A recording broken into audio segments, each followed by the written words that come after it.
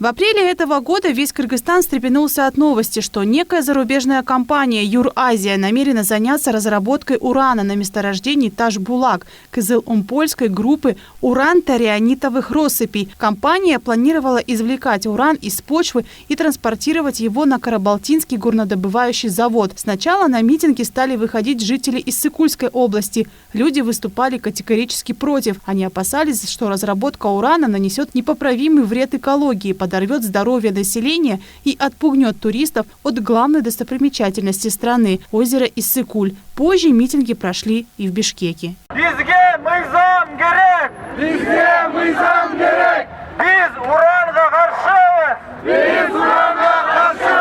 Активисты движения «Зеленых» Кыргызстана выложили в интернет онлайн-петицию против добычи урана. Всего за пару дней ее подписали 27 тысяч человек. В общей сложности документ поддержали 34 тысячи кыргызстанцев. Против урановой компании выступил и президент страны. Во время встречи с судьями Конституционной палаты 4 мая этого года он заявил однозначно: в Кыргызстане не будет добычи урана. Кыргызстанда уран казылбайт.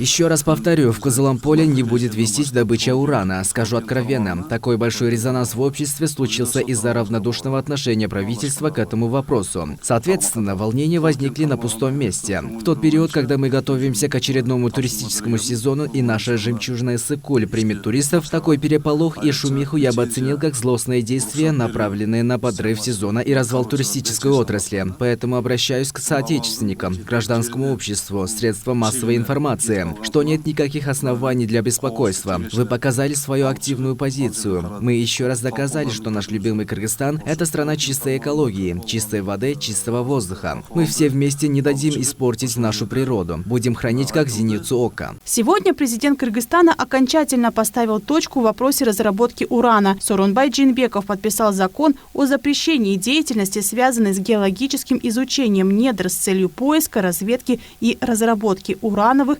ториевых месторождений в Кыргызской республике. Законом запрещается осуществление деятельности, связанной с геологическим изучением недр с целью поиска и разведки урановых, ториевых месторождений, разработка урановых, ториевых месторождений, разработка радиоактивных хвостохранилищ, горных отвалов и передача их частным лицам с целью дальнейшей разработки и содержания. Не допускается ввоз на территорию Кыргызской республики ураносодержащего и ториесодержащего сырья и отходов. Эркин Буликбаев – лидер движения «Зеленые Кыргызстана». Это именно он организовал митинг в столице против урановой компании. Экологический омбудсмен считает, разработка месторождения урана грозила неминуемой экологической катастрофой и разрушением хрупких экосистем Кыргызстана. При этом международный статус озера Иссык-Куль как биосферного резервата оказался бы под угрозой. Ряд нарушений было законов по охране окружающей, как закон о биосферной зоне из Кульской области принят был. И это было нарушение, это одна из основных нарушений. Они хотели добывать этот уран в течение 10-15 лет, развести грязь.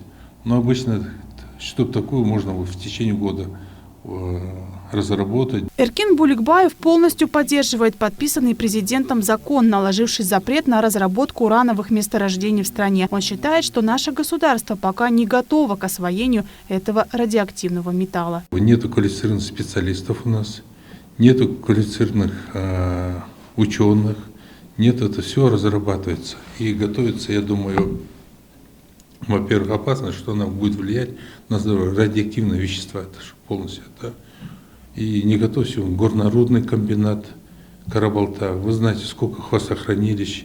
Ее добывать же надо, потом ее оставлять, куда его захоронить и так далее. Сегодня средств нет. По предварительным подсчетам, запасы урана на месторождении Таш-Булак составляют 3500 тонн. Всего в Кыргызстане 45 месторождений радиоактивных металлов, а также 92 хвостохранилища. 60 из них находятся на балансе МЧС. Сейчас при финансовой и технической поддержке ряда крупных международных организаций проводится рекультивация этих объектов. Так, в следующем году начнутся работы в Майлысу, Менкуше и Шикафтаре.